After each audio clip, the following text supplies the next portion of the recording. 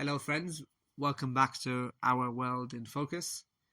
And there's about a few weeks left, actually, 3 weeks left with Judah in our travels. So we're enjoying updating you. And we thought we'd do a bit of a different episode today to talk about a theme rather than all of the recent places that we've been to. How's that sound, Judah? Sounds good. Perfect. So, do you want to introduce the theme? So the theme that Benji has chosen is being a Christian backpacker. How do you define backpacking, Judah? Are you a backpacker even? I guess you could say someone who, the simple term is someone who has a backpack and goes around with it. So it's very different than a suitcase holiday. Just because I guess a suitcase holiday, normally you're not going in lots of rugged terrain where it is a disadvantage to have a suitcase. So I think a backpacker is someone who's going to lots of different locations. Yeah. I guess strictly speaking or historically, backpacking can be just traveling in the wilderness. So basically it's essentially having everything you need for your travels in a backpack. So it was historically, I think, mainly due to hiking. Right? Let's say you do a 2-week hike in some trail with your things on your backpack, like the El Camino or something. But then it came to encompass traveling as well, and specifically budget-friendly travel. So I think probably in the 1900s is when it became more popular and the people started traveling, and then there would have been particular destinations that are quite popular with backpackers. For example, lots of people nowadays, they go to Southeast Asia for their initial backpacking experience just because it's cheap, accessible. So we'll be speaking more about the budget-friendly, long-term traveling backpacking as opposed to the hiking backpacking, even though there's a combination. And it's interesting because I don't think I ever had a desire to backpack when I was younger. I'm not sure exactly what led me to want to do it. I guess when we were planning this year, there didn't really seem any other form of traveling that would kind of encompass everything that we want to do. And I guess specifically we wanted to stay on a budget because we in total went to 3 different continents and it's expensive going to different places, and I think backpacking just encompasses budget friendly travel. And even some of these locations, suitcases will be a massive pain because pulling a suitcase on in train stations and on bumpy ground can be a bit annoying. So I feel like we kind of fell into backpacking because it suited the kind of trip we wanted to do, which was multi-country, multi-continent, multi-month travel, and it seemed to fit into it. But did you ever have an interest in backpacking, Judah? No, I think this was your plan, your ingenious plan, and I've just come along with it. But you could have brought a suitcase, so why did you take a backpack? It's because you'd bought the backpack already, so I just took True, your yeah. old one. So Benji's actually It's got a quite proper cheeky, backpack.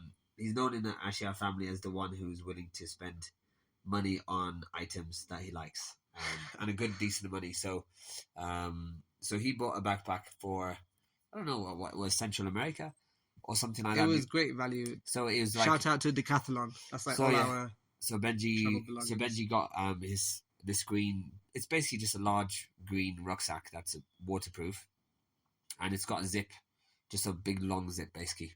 And so I just took that one, and it kind was of like a large duffel bag or Yes. gym bag. basically a large would duffel say. bag. So it's very useful, but it has no a typical backpack like Benji has. The way it's built, it has like metal rods at the back, which basically help distribute the weight better, and also it's got hip support. You basically, so it means reduces the weight. So my one, all the weight is on the shoulders basically, and for Benji, it's a bit better distributed. However, mine can expand.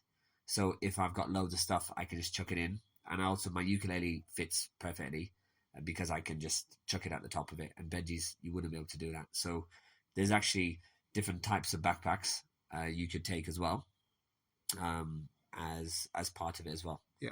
And there were a few things that we could have talked about. I think we talked in another episode, feel free to listen, about our experiences of long-term traveling. And I guess long-term traveling in our context was backpacking. So many of those things would apply to our thoughts on backpacking.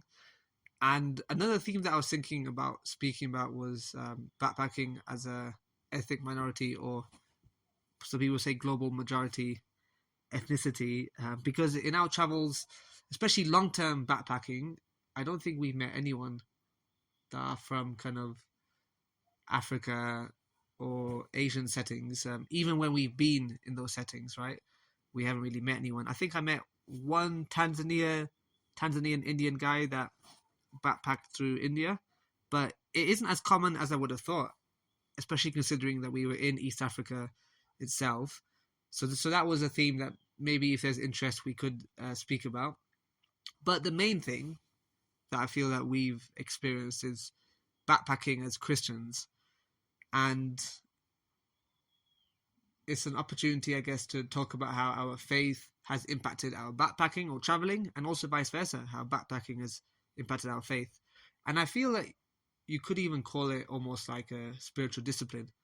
Spiritual disciplines are historically certain practices that enable people to focus on their spiritual life. So within a Christian setting, to focus on becoming more like Jesus and developing good qualities that enable you to love God and love other people in the world. And I never thought about backpacking as a discipline, probably not one of the main ones, but actually I think we have learned a lot, and on the whole it has encouraged my faith.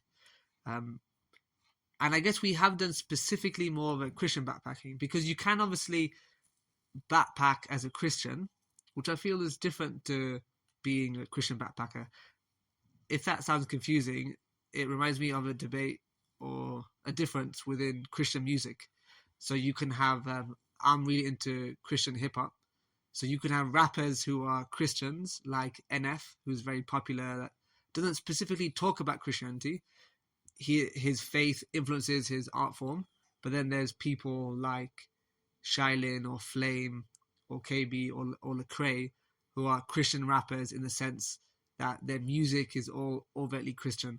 So there's probably tons of Christians out there that go backpacking, but not necessarily doing it in a Christian way, probably just joining the usual backpacking scene. But I feel like we have done it in a quite a specific Christian way.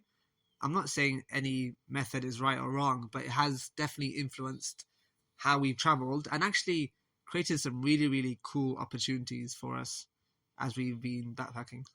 So yeah, is that a fair thing, Judah, to say that we're Christian backpackers? Yeah, and I'd probably say the difference between a usual backpacker and maybe the Christian backpacker is, for our journey is through the lens of faith. Yes. And developing in our faith. So it's not just for, there are the things about adventure and personal growth, etc. But one thing as a Christian backpacker, you could say, is we look for opportunities to connect with other people from the same faith. Yes.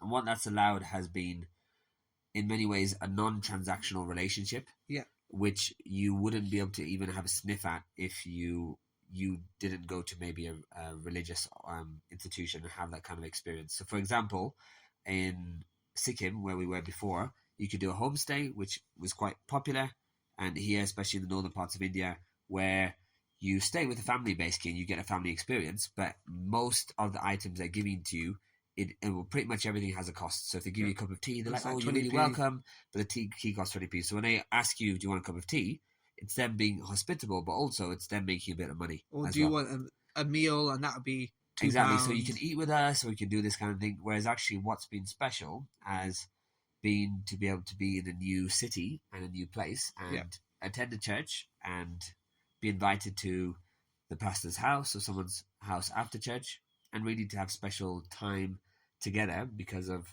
the faith, the belief that we have, which basically gets an insight into someone's home without like a deliberate or a specific transactional relationship, which did seem to be in most of our other places.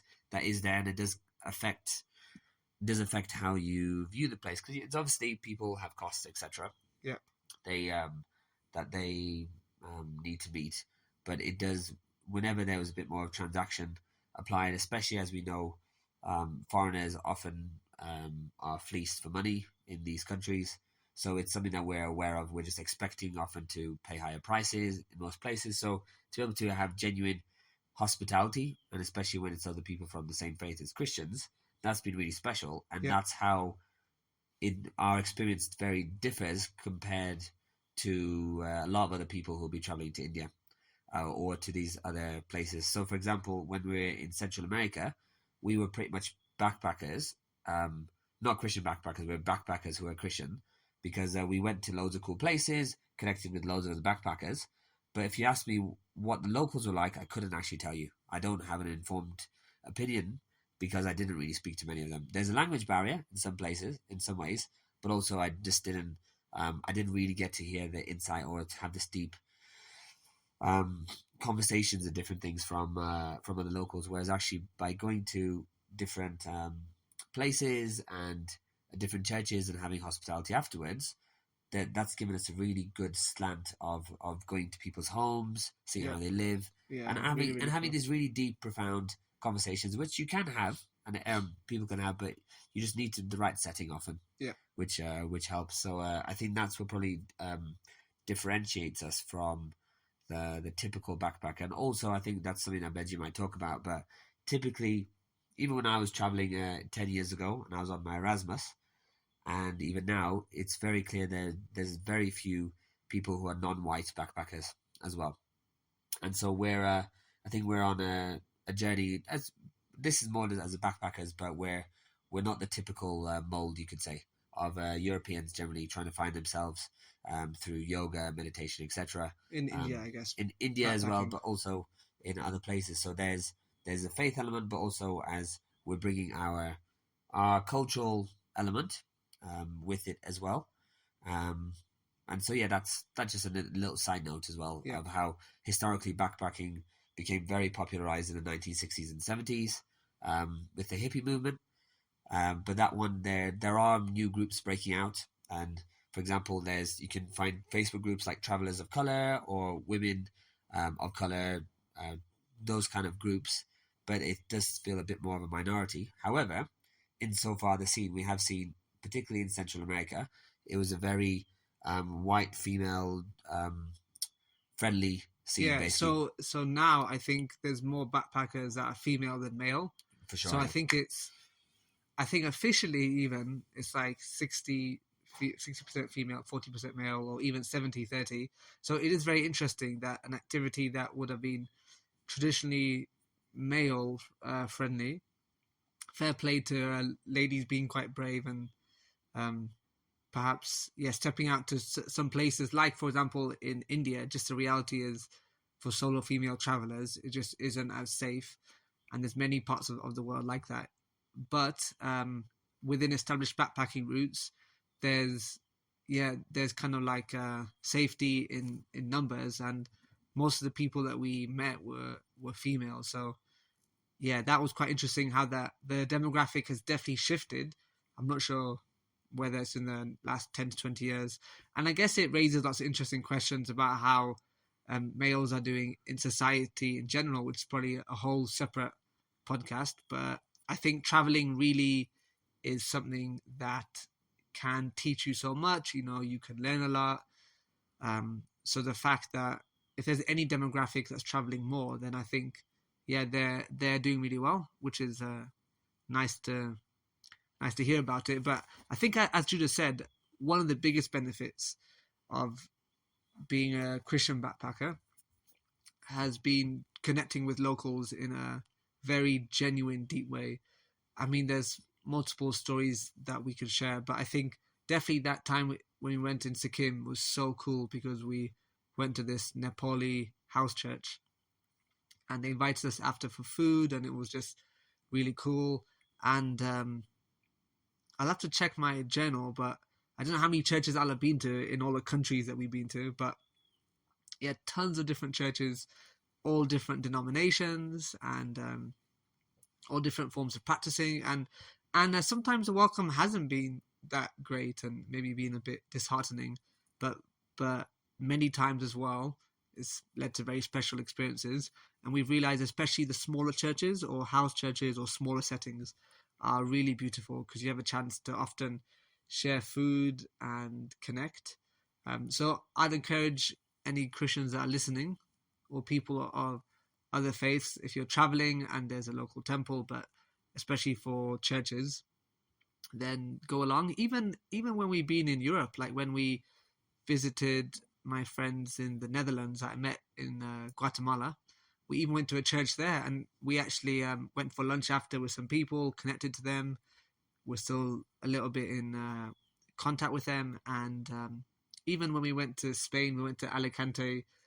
I think it was 2 years ago, and we went to a really cool Baptist church there, and had loads of nice conversations with people that were from Latin America that were like studying and working in Alicante. So it doesn't need to be a big long-term multi-month backpacking trip like what we're doing. I think there's a lot of benefits to be gained by just going.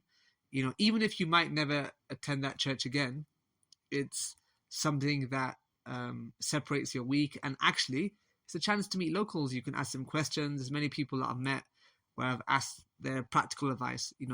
Where do you recommend to go? Where's nice to hike? Any helpful, companies where we could go do this particular activity. And it was interesting I guess we can focus a bit more on East Africa, because East Africa is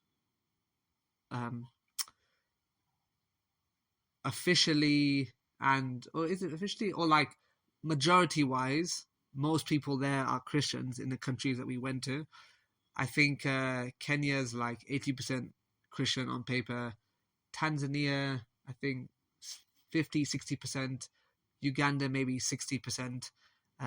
So that formed a lot of connections because people saw us. It happens a lot to us in England as well, where people see Asians and they assume that they are of a different faith. Giving them the benefit of the doubt, it makes logical sense that maybe most Asians that they meet in England are Sikh or Hindu or Muslim. Because we're North Indian, most people think that we're Muslim. But I think, occasionally we get a bit frustrated actually at the kind of ignorance. So Judah often has a line where he's like, there's more Christians in India than the whole population of the UK. So even though they're a minority, they're still a global majority. So I think that's something that people assumed in East Africa when we traveled, but it actually opened up a lot of connections when they found out that we shared the same faith. And faith and religion is a key part of culture, right? So that opened up a lot of connections. Like multiple times, Judah was just playing his ukulele or singing a song. He learned some Christian songs in Swahili and Luganda, and people loved it really because they saw these foreigners. And also in the Western world as well, people are typically becoming less religious. People might grow up in the church, but then they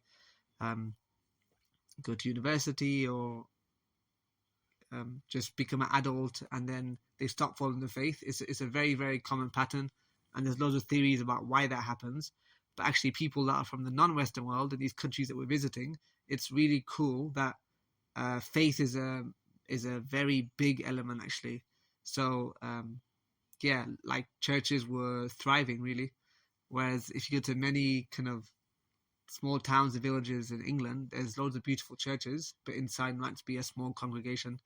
But if you go to a small village in Uganda, there's a massive congregation. So that enabled us to connect well to people, specifically in East Africa, which was our first time traveling in kind of a majority Christian country, especially when you're in the interior of Kenya and Tanzania. And another thing that we did is that we went to lots of YWAM bases. So YWAM is a Christian organization that have bases in, I think, almost every country in the world. And they're all volunteer-led bases, and their role is just to bless the community. And they often do a lot of humanitarian work, and they help, teach some of the youth about different aspects about Christianity. And I first discovered them think it's wonderful actually, all the connections that God's opened, because I think there was a friend in England who has a friend or a group in Germany, and they had a connection to a couple in Guatemala. Then I got in contact with them when I was going to Guatemala, and they're like, "Hey, we're part of this YWAM base," and it's like this whole world opened up. I think a lot of people in YWAM actually would definitely fit under Christian backpacking because they have bases all across the world. Many of them go to, yeah, they might spend a few months in Mexico, then they'll go to Denmark for a few months, and then go here and there. So when we've been in a country where I don't know anyone, we've actually tried to contact YWAM bases. And actually, once you meet one, then they often have very good advice about what to do as a tourist. And then they put you in contact with another base. There's often multiple ones in a country. So like in Tanzania, for example, we went to 3 YWAM bases because we met one, which was actually through a friend from England. And then they put us in contact with one. And actually, we met someone there and some friends that we might even be visiting this year in Europe, which is cool. So lots of different connections. And then we went to another one, and then we met a really cool guy there that we went hiking. So it's opened up a lot of opportunities actually to see YWAM, go to churches. And another thought about this as well is that actually backpacking itself, typically, especially the budget-friendly long-term backpacking, it probably isn't the most what can you say, the most Christian-friendly or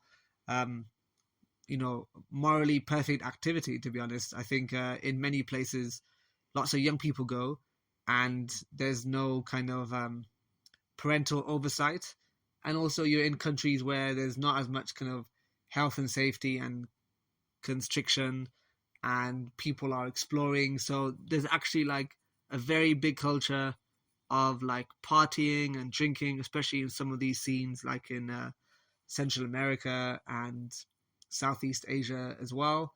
And it's easy to avoid those kind of settings, but actually, I don't think many Christians would be like, "Oh yeah, great, I want to, grow my faith, so I'm going to go backpacking in its traditional sense." But I think the way that we've done it actually has been encouraging. I remember actually, there's a forum for couch surfing, which used to be a very popular website where you can connect with people from different countries, stay at their house for free, and then you welcome people. Nowadays, it's not so good. I haven't had any kind of connections on it, but there are groups, and there was one which was like a Christian group, and I remember posting on that before I went backpacking, and I was like, "Hi guys, so how do you actually travel as a Christian and encourage your faith?" And I think 5 people responded, and there wasn't one positive response. Actually, they were like, "Well, it's tough actually, and you're going to have lots of challenges, and it's hard to connect." But we found actually by being more focused, it has created opportunities, and actually the challenges we've had have helped us to grow. And we've met people that I probably wouldn't meet in England. Like, I'm not part of the clubbing scene at all, and that type of world. So when I met people, especially in Central America, and they're like, "Oh, are you going to this latest, this treehouse party, and this is this," to basically say, "No, I'm not going, and I don't drink, and I'm actually going to church tomorrow." It's actually a very like countercultural thing in some of those settings, but it also opens up lots of interesting conversations where they might talk about some of their travels, and also even about their faith. I remember specifically speaking to a French Catholic yoga teacher that was backpacking and does some really, really cool stuff.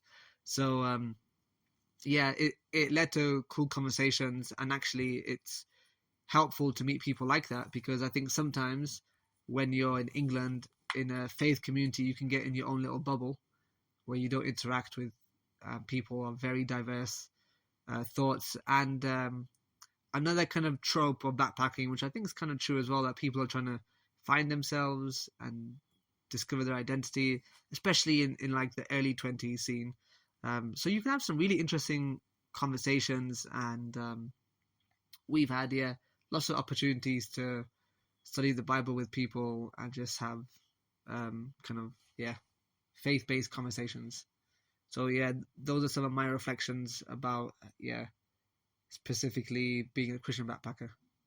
Yeah, I think you just kind of summarized it up then. Or the key things of is connecting very deeply. Yeah. And our faith is the biggest one established religion in the world. So there's so many small or forms of it, but we found like definitely the smaller gatherings that's when the kind of the best connections happen. And also there's a reflection of we found is there if there's a proper meal involved as well. Yes. That's when the kind of the deeper connections happen. In general, or doing kind of having some shared experience together really helps.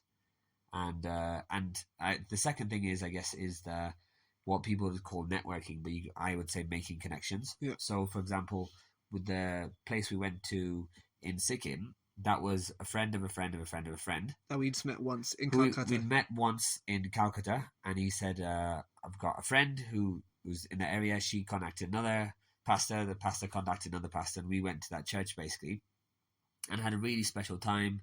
I ended up teaching a few of their kids ukulele, and we had food and had really nice, thoughtful discussion and some time for prayer afterwards.